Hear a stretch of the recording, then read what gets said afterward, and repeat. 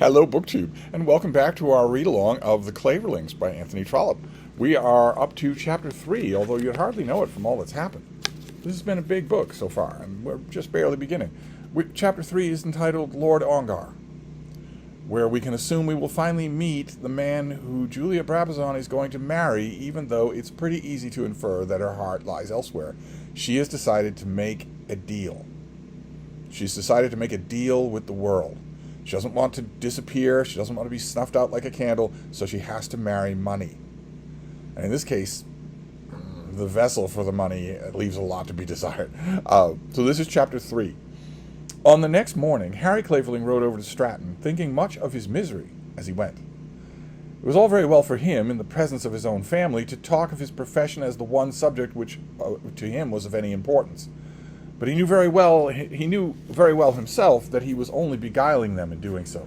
This question of a profession was, after all, but dead leaves to him who had a canker in his heart, a perpetual thorn in his bosom, a misery within him which no profession could mitigate.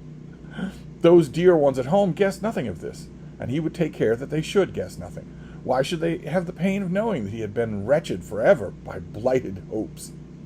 His mother, indeed, had suspected something in those sweet days of his roaming with Julia through the park. She had once or twice said a word to warn him.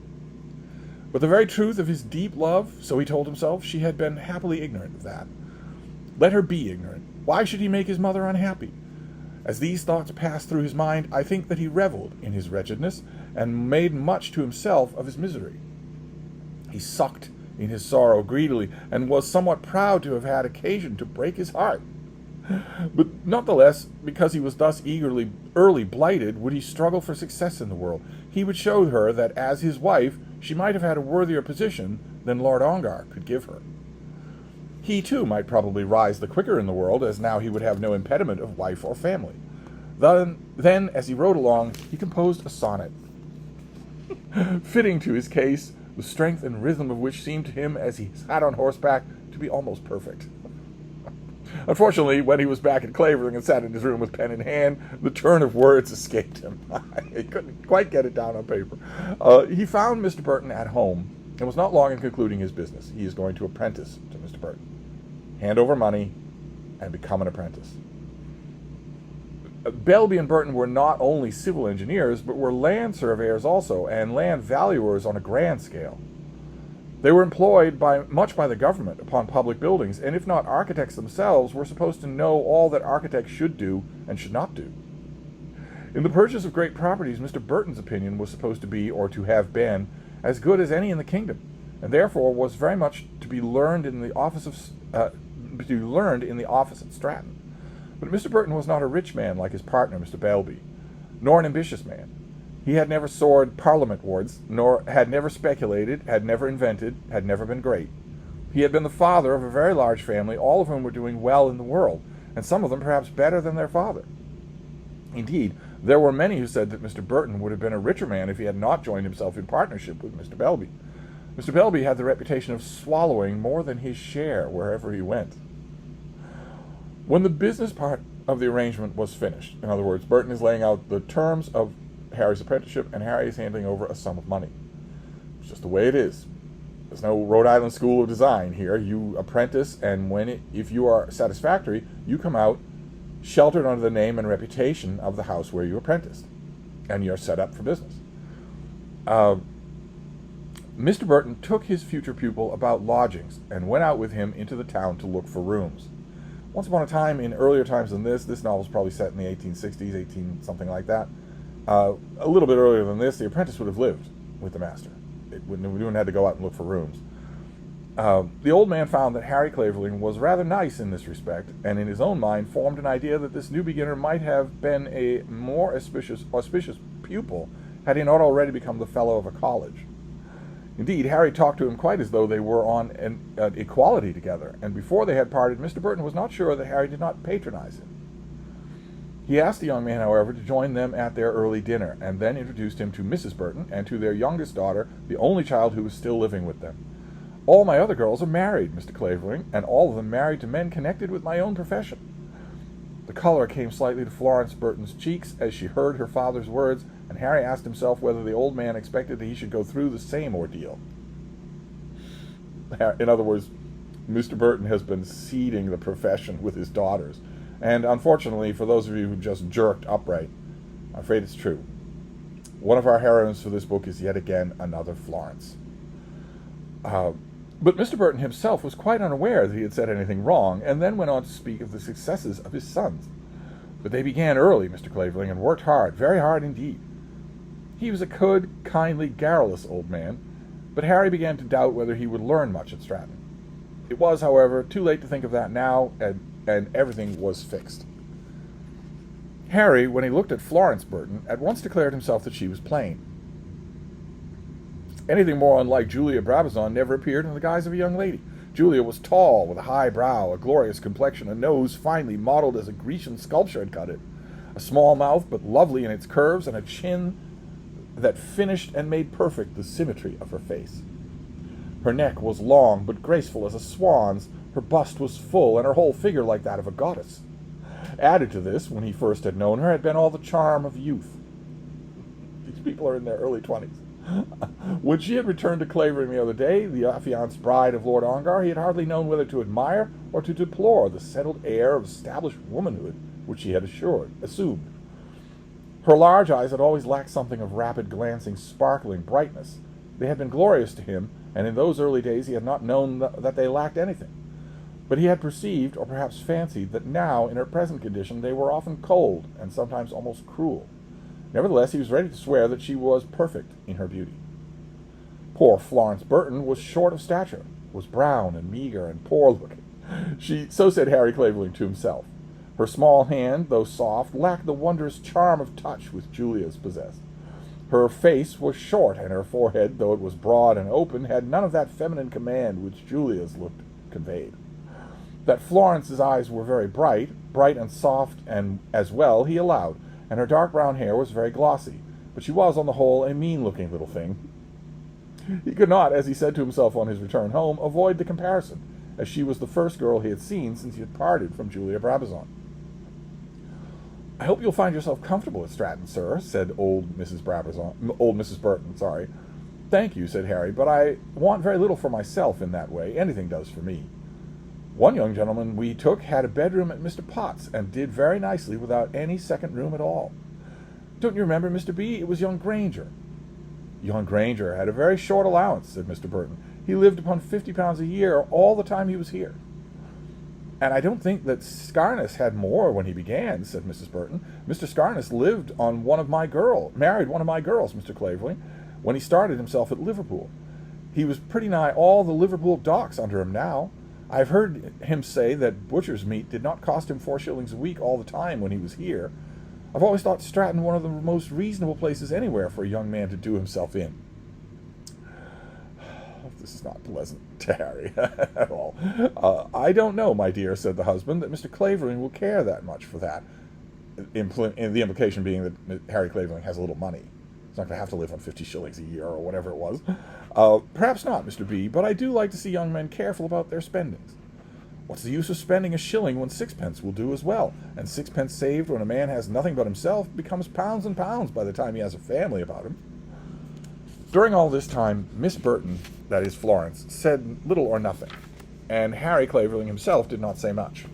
He could not express any intention of rivaling Mr. Scarness's economy in the article of butcher's meat, nor could he promise to content himself with Mr. Granger's solitary bedroom. But as he rode home, he almost began to fear that he had made a mistake. He was not wedded to the joys of the college hall or the college common room. He did not like the narrowness of college life, but he doubted whether the change from that to oft-repeated hospitalities of Mrs. Burton would be too much for him. Scarness's 4 shillings worth of butcher's meat had already made him half sick of his new profession, and though Stratton might be, quote, reasonablest place anywhere for a young man, he could not look forward to living there for a year with much delight. As for Miss Burton, it might be quite as well that she was plain, as he wished for none of the delights which beauty affords to young men. He's too miserable for that. On his return home, however, he made no complaint of Stratton. He was too strong-willed to own that he had been in any way wrong, and when early the following week he started for St. Cuthbert's, he was able to speak with cheerful hope of his new prospects. If ultimately he should find life in Stratton to be unendurable, he would cut that part of his career short and contrive to get up to London at an earlier time than he had intended. He's already quitting. In his mind, anyway. We'll see what comes of it. Very shortly, we'll see what comes of it. On the 31st of August, Lord Ongar and Sir Hugh Clavering reached Clavering Park. As has already been told, a pretty little note was at once sent up to Miss Brabazon in her room. Julia has asked her future husband for money. Afraid of it. Afraid of doing it. And he has sent her a note with twice what she asked for, and a pretty note. Besides, a courteous thing. It's a sigh of relief. When she met Lord Ongar in the drawing room about an hour afterwards, she had instructed herself that it would be best to say nothing of the note. But she could not refrain from a word. "I am much obliged, my lord, by your kindness and generosity," she said, as she gave him her hand. He merely bowed and smiled, and muttered something as to his hoping that he might always find it as easy to gratify her. He was a little man, on whose behalf it certainly appeared that the peerage must have told a falsehood. Julie has already alluded to that the Burke's peerage says that he's 36 years old, when no one believes it to look at him. It seemed so, at least to those who judged his years from his appearance. The peerage said that he was 36, and that, no doubt, was in truth his age, but anyone would have declared him to be 10 years older. This look was produced chiefly by the effect of an elaborately dressed jet-black wig which he wore. What misfortune had made him bald so early, if to be bald early is a misfortune, I cannot say, but he had lost his hair from the crown of his head and had preferred wiggery to baldness. No doubt an effort was made to hide the wiggishness of his wigs, but what effect in that direction has ever succeeded? He was, moreover, weak, thin, and physically poor, and had no doubt increased this weakness and poorness by hard living. That is a euphemism. He's a drunk. He's an alcoholic, a bitter, brittle alcoholic. Though others thought him old, time had gone swiftly with him, and he still thought himself a young man. He hunted, though he could not ride. He shot, though he could not walk, and unfortunately he drank, though he had no capacity for drinking. His friends at last had taught him to believe that his only chance of saving himself lay in marriage, and therefore he had engaged himself to Julia Brabazon, purchasing her at the price of a brilliant settlement. If Lord Ongar should die before her, that's the very first thing we're told. We get a little description of him, and then we're immediately talking about him dying, even though he's in his 30s. If Lord Ongar should die before her, Ongar Park was to be hers for life, with thousands a year to maintain it. Courton Castle, the great family seat, would of course go to the heir, but Ongar Park was supposed to be the most delightful small country seat anywhere within 30 miles of London.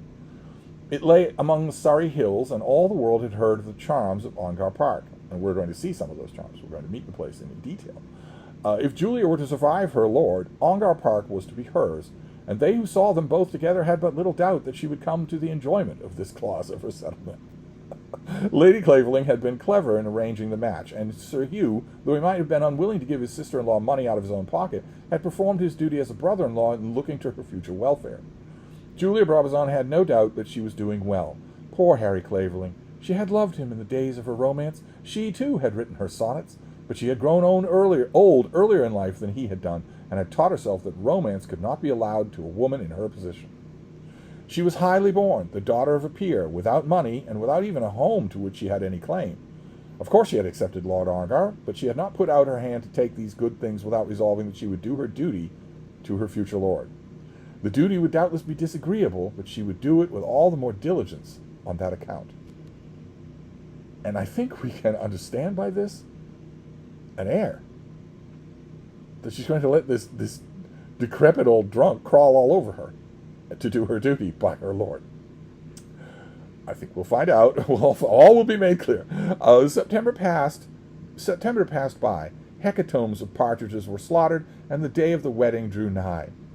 It was pretty to see Lord Ongar and the self-satisfaction which he enjoyed at this time.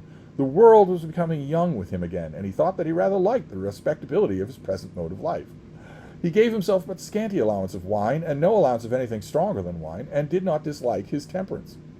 There was about him at all hours an air which seemed to say, "There, I told you all that I could do it as soon as there was any necessity." And in these halcyon days he could shoot for an hour without his pony, and he liked the gentleman's courteous badinage which was bestowed upon his courtship, and he liked also Julia's beauty. Her conduct to him was perfect.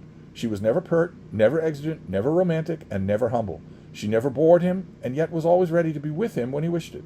She was never exalted, and yet she bore her high place as became a woman nobly born and acknowledged to be beautiful. In other words, she's a golden retriever. I declare you have quite made a lover of him, said Lady Clavering to her sister. When the thought of the match had first arisen in Sir Hugh's London house, Lady Clavering had been eager to praise Lord Ongar, and eager in praise rather of the position which the future Lady Ongar might hold. But since the prize had become secured, since it had become plain that Julia was to be a greater woman of the two, she had harped sometimes on another string. As a sister, she had striven for her sister's welfare, but as a woman, she could not help herself from comparisons which might tend to show that, after all, as well as Julia was doing, she was not doing better than her elder sister had done. Hermione is married, and married well, but at £6,000 or £7,000 a year. Julia has married, not well, but £60,000 a year, an enormous amount of money. Hermione had married simply a baronet, and not the richest or most amiable among baronets, not the most amiable. Boy, oh boy, are you going to agree with that by the end of this book.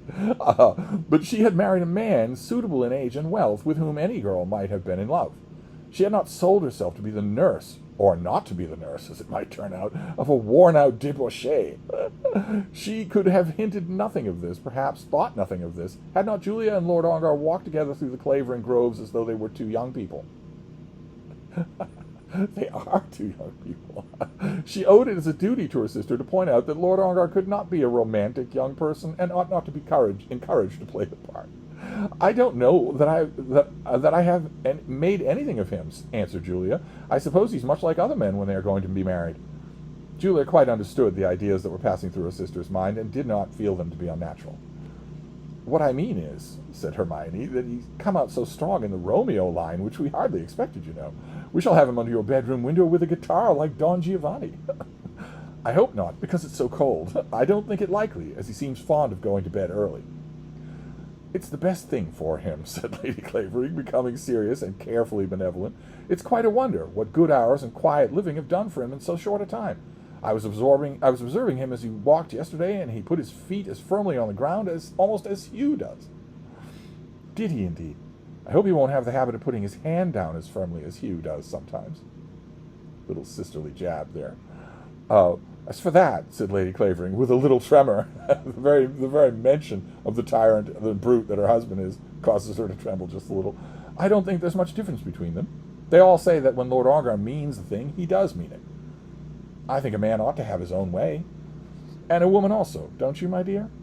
But as I was saying, if Lord Ongar will continue to take care of himself, he may become quite a different man. Hugh says that he drinks next to nothing now, and though he sometimes lights a cigar in the smoking room at night, he hardly ever smokes it. You must do what you can to keep him from tobacco. I happen to know that Sir Charles Potty said that so many cigars were worse for him even than brandy.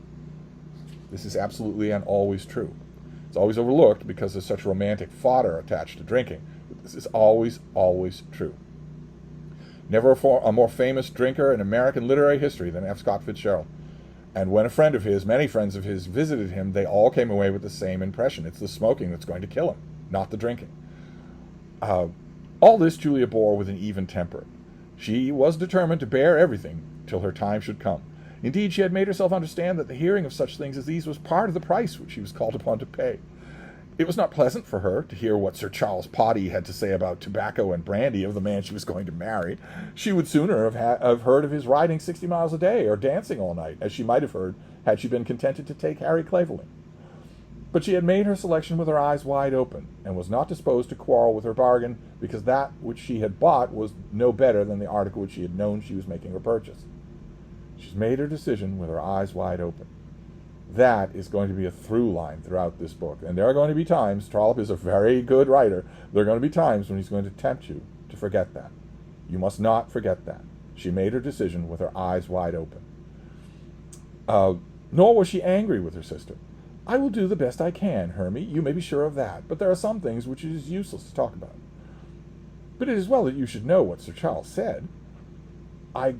know quite enough of what he says, Hermie, quite as much, I dare say, as you do. But never mind. If Lord Ongar has given up smoking, I quite agree with you that it's a good thing. I wish they'd all give it up, for I hate the smell of it. Hugh has got worse and worse. He never cares about changing his clothes now.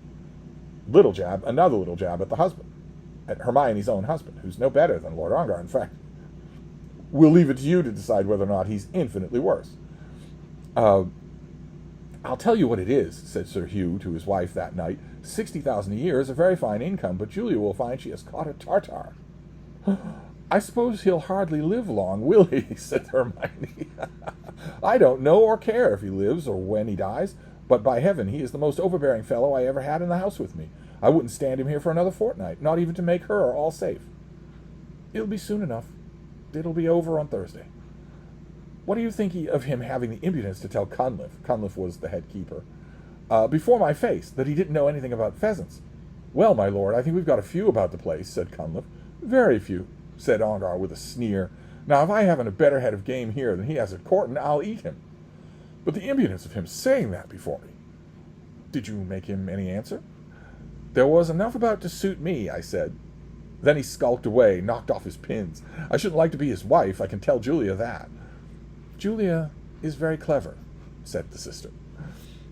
The day of the marriage came. Oh my God, can you imagine? A worse setup for a marriage than what we've had so far. That's not a glimmer of hope or light anywhere in it. But now we get the day of the marriage. The day of the marriage came, and everything at Clavering was done with much splendor. 4 bridesmaids came down from London on the preceding day. 2 were already staying in the house, and 2 cousins came as 2 more from the rectory.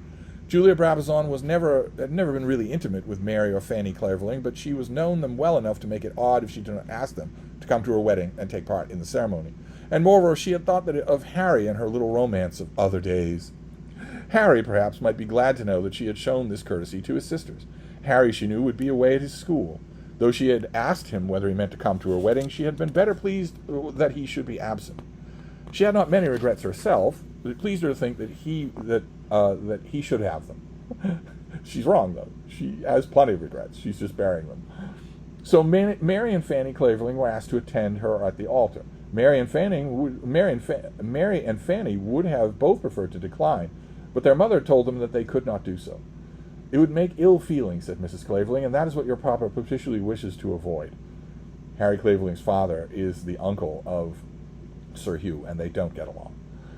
When you say Papa particularly wishes anything, Mamma, you always mean that you wish it particularly yourself, said Fanny. But if it must be done, it must, and then I shall know how to behave when Mary's time comes. The bells were rung lustily all the morning, and all the parish was there round about the church to see. There was no record of a lord ever having been married in Clavering Church before, and now this lord was going to marry my lady's sister. It was all one as though she were Clavering herself, but there was no ecstatic joy in the parish. There were to be no bonfires, and no eating and drinking at Sir Hugh's expense, no comforts provided for any of the poor by Lady Clavering on that special occasion. All of these were typical things to do. Usually, barbaric as it is, according to the lord of the manor, he would order that the peasants kill and roast the entirety of a bull, and feast all the day long. Food and wine on the lord, bonfires, fireworks, and lavish doles to the poor. None of that happens with Sir Hugh. Indeed, there never was much such kindliness between the lord of the soil and his dependents. A certain stipulated dole was given at Christmas for coals and blankets, but even that there was generally some wrangle between the rector and the steward. If there's to be all this row about it, the rector had said to the steward, I'll never ask for it again. I wish my uncle would be only as good as his word, said Hugh, when the rector's speech was repeated to him. Therefore, there was not much of real rejoicing in the parish on this occasion, though the bells were rung loudly, and though the people, young and old, did cluster round the churchyard to see the Lord lead his bride out of the church. And what's their opinion? A poor, feckless thing, tottering along like not half the makings of a man. A stout lass like she could almost blow away with a puff of her mouth. That was the verdict which an old farmer's wife passed upon him, and that verdict was made good by the general opinion of the parish. But though the Lord might be only half a man, Julia Brabazon walked out of the church every inch a countess. Whatever price she might have paid, she had at any rate got the thing that she had intended to buy. And as she stepped into the chariot which would carry her away to the railway station on her way to Dover, she told herself that she had done right. She had chosen her profession, as Harry Clavering had chosen his, and having so far succeeded, she would do her best to make her success perfect. Mercenary. Of course she had been mercenary. Were not all men and women mercenary upon whom devolved the necessity of earning their bread? Then there was a great breakfast in the park for the quality, not for the ordinary people, just for the wealthy. And the rector on this occasion submitted himself to become the guest of the nephew whom he thoroughly disliked.